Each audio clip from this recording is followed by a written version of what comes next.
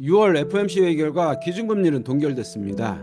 하지만 이번 회의에 더 중요한 건 점도표가 바뀌었다는 것입니다. 특히 2020년과 2027년 금리 전망이 오히려 더 높아졌다는 사실입니다.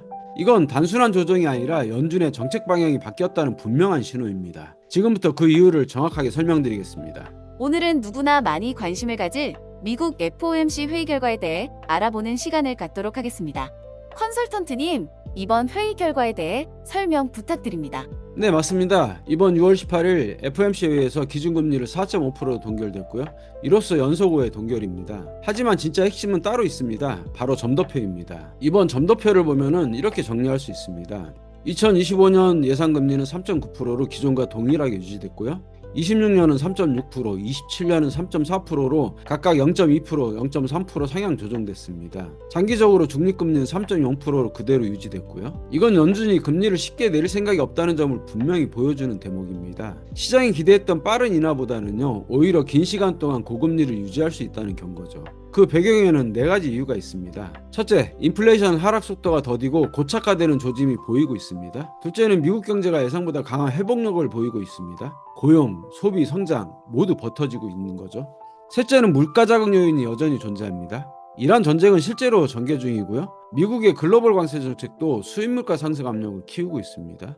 마지막 넷째로는 시장의 과도한 기대에 대해 연준이 조절에 나섰다고 할 수 있습니다. 점도표를 통해 메시지를 강하게 준 셈이라고 할 수 있습니다. 그럼 파월 의장은 뭐라고 말했나요? 네, 이번 회의에서 연준의 입장은 파월 의장의 입에서 더 명확해졌습니다. 파월 의장은 이렇게 얘기했습니다. 최근 몇 달간 나온 좋은 데이터만으로 안심할 수 없다.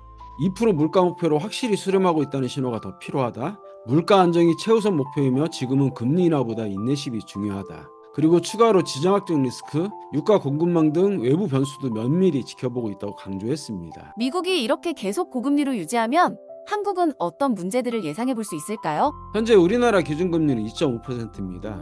미국과의 금리 차는 2%까지 벌어져 있죠. 이 금리 격차는 여러 부담을 불러올 수 있습니다. 먼저 외국인 자금 유출입니다. 미국 쪽 금리가 더 높다면요, 외국인 투자 자금이 한국에서 빠져나가 미국으로 이동할 수 있습니다. 그리고 환율 불안과 수입 물가 상승입니다.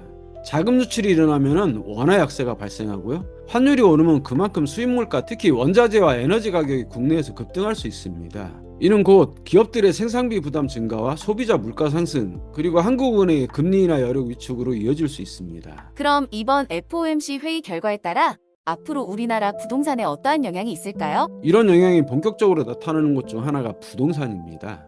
우선 금리 인하 기대가 다시 후퇴하면서요, 주택담보대출, 전세대출 금리 부담은요, 당분간 지속될 것으로 보입니다.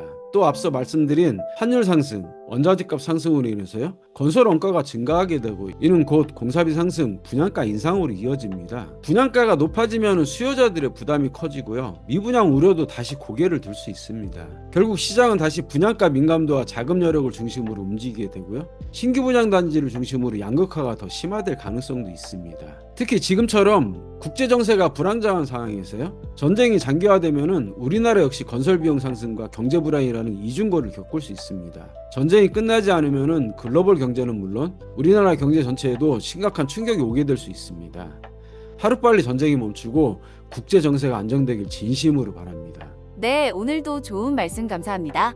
끝날 것 같은 전쟁은 끝나지 않고 오히려 더 커지는 것 같고, 유가는 상승하고 물가는 불안해집니다.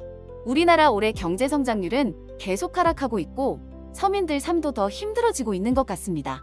그러나 이럴 때일수록 우리 모두 힘내시고 긍정적인 생각으로 위기를 잘 넘기시길 바라겠습니다. 감사합니다.